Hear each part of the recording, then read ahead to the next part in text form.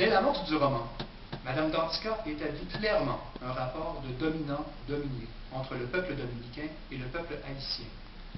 Malgré les relations économiques bilatérales où l'un ne peut prospérer sans l'autre, la distinction entre dominicains et haïtiens est nettement établie par une frontière économique. Un réfugié dit « Le pauvre, peu importe qui il est toujours méprisé par ses voisins.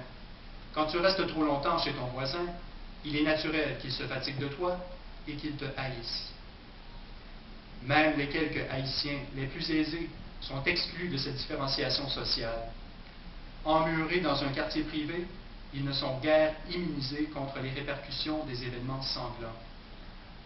Aux prises avec les réfugiés qui campent dans la sécurité relative de sa forteresse, la doyenne des Haïtiens cossus déclare « Nous n'arriverons pas à sauver tout le monde ». Par conséquent, en dépit d'un isolement protecteur, les mieux nantis se voient obligés de raffermir la frontière entre riches et pauvres pour leur propre survie, et ce, en vain.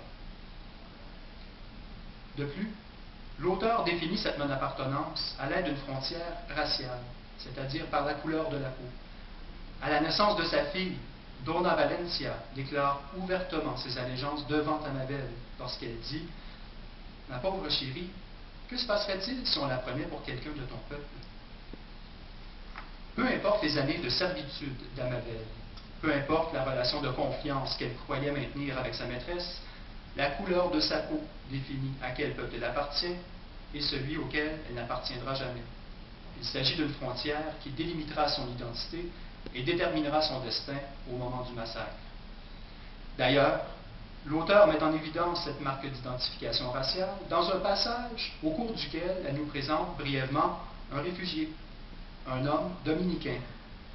Malgré sa parfaite maîtrise de la langue espagnole, malgré sa nationalité, ce dernier a reçu un coup de machette derrière le cou parce qu'il possédait un teint trop foncé. Enfin, Mme Dantica définit la non-appartenance des réfugiés haïtiens par la différenciation linguistique. Dans son roman, la langue joue un rôle important. Non seulement devient-elle frontière déterminante entre deux nationalités, elle devient l'élément décisif entre la vie ou la mort. En effet, la prononciation d'un seul mot suffit pour tuer. Percy ou péril. Une prononciation erronée, un simple R mal roulé, mène à une condamnation à mort des plus immédiates. Or, le mot lui-même prend une valeur d'opposition et de provocation lorsqu'il devient le dernier mot à sortir de la bouche d'une réfugiée sur le point de mourir. Le mot occupe donc la frontière entre la vie et la mort, un symbole à la fois tragique et puissant du génocide des Haïtiens. Mme Dantica présente les problématiques linguistiques, raciales et socio-économiques d'Amabelle comme étant des frontières sociologiques. Parallèlement aux frontières géopolitiques, ces trois frontières imposent leur appartenance. Par conséquent, dans le contexte d'Amabelle, un choix lui est impossible. Cette appartenance imposée de son identité devient déterminative de son destin auquel elle ne pourra échapper. Aussi déterminative que le sort de ses compatriotes victimes du génocide. Somme toute, l'auteur nous présente l'histoire tragique d'une jeune femme qui, sur le bord du massacre, n'en vient à appartenir qu'à elle-même. Tout comme la terre qu'occupent Haïti et la République dominicaine, Amabelle devient elle-même une île, isolée du monde qui l'entoure. Pour en arriver à cette destination d'appartenance singulière, l'auteur lui fait traverser de nombreuses frontières, tant physiques que métaphoriques et métaphysiques. Réelles ou imaginées, ces frontières permettent à l'auteur de délimiter et de redéfinir ce qu'est l'appartenance, et ce, à l'aide d'un contexte aussi dévastateur et déracinant que le génocide. Certes, la récolte douce des larmes nous offre maintes conceptions de la frontière, autres que celles explorées ici. Dans cette œuvre, il y aurait lieu d'analyser, entre autres, les frontières familiales, les frontières amoureuses, la frontière entre le rêve et la réalité, entre la vie et la mort. Cependant, par l'entremise du parcours d'Amabelle, Madame Danska résume bien le dilemme de l'appartenance lorsqu'elle nous demande où fuir, qui fuir. Or, d'une part, dans un monde où existent génocide, guerre et camps de réfugiés, reste-t-il à ce jour des frontières d'humanité intactes? D'autre part, dans ce monde dit village global, qu'advient-il de la frontière? Qu'advient-il donc de l'appartenance? Ce sont des questions auxquelles Mme Danska nous met au défi de répondre. Merci.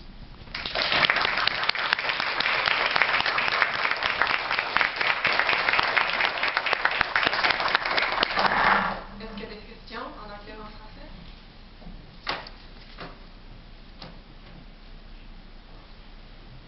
Vous avez parlé dans ce roman du problème de frontières dans linguistique, géographique, l'appartenance, etc. Est-ce que c'est un reflet de ses propres questionnements en tant qu'écrivaine, en tant qu'haïtienne, vous ayant parti en français, ensuite en anglais, à différents États-Unis, ensuite en Haïti, etc. Je crois que c'est un point d'étude qui est très valide. Dans l'ensemble de ses œuvres, elle étudie la question de l'appartenance. Dans ce roman, évidemment, l'ensemble de l'action se déroule en Haïti et en République dominicaine. Dans son tout dernier roman, l'action se déroule aux États-Unis et je crois qu'elle cherche à identifier cette notion d'identité d'appartenance, d'identité qu'elle doit adopter au lieu où elle doit se déplacer.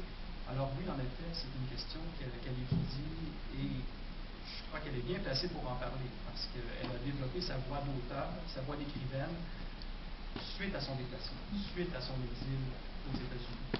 Alors en effet, c'est quelque chose qu'elle étudie très bien d'ailleurs. Are there any other questions?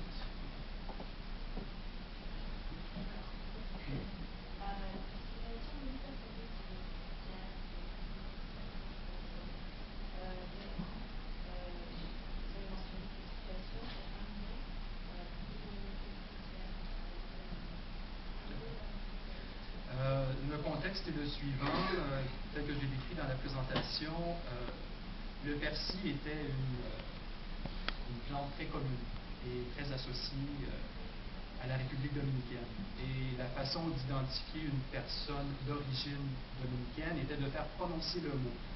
Alors, il y a une séquence dans le roman où les Haïtiens qui cherchent à fuir le bain de sang se pratiquent à dire le mot et à pratiquer la prononciation du R. Et dans le cas de Bernadette, qui a été élevée dans une famille espagnole, pour elle, il n'y a pas de difficulté. Mais cependant, il y a un personnage, Odette, qui est haïtienne et qui, au moment du bain de sang, malheureusement, subit l'assaut du génocide parce qu'elle prononce mal le mot. Et donc, le mot, lorsqu'elle le prononce à la toute fin, à la fin de sa vie, c'est un mot qu'elle s'approprie. Elle s'approprie le mot. Pour elle, c'est un défi devant tous les gens qui sont devant elle, qui veulent sa mort, en leur disant tout simplement la façon qu'elle sait comment dire le mot. Et elle le dit quasiment avec un air de fierté. Elle est fière de prononcer, elle est fière de sa nationalité, peu importe que le R soit mal roulé ou non.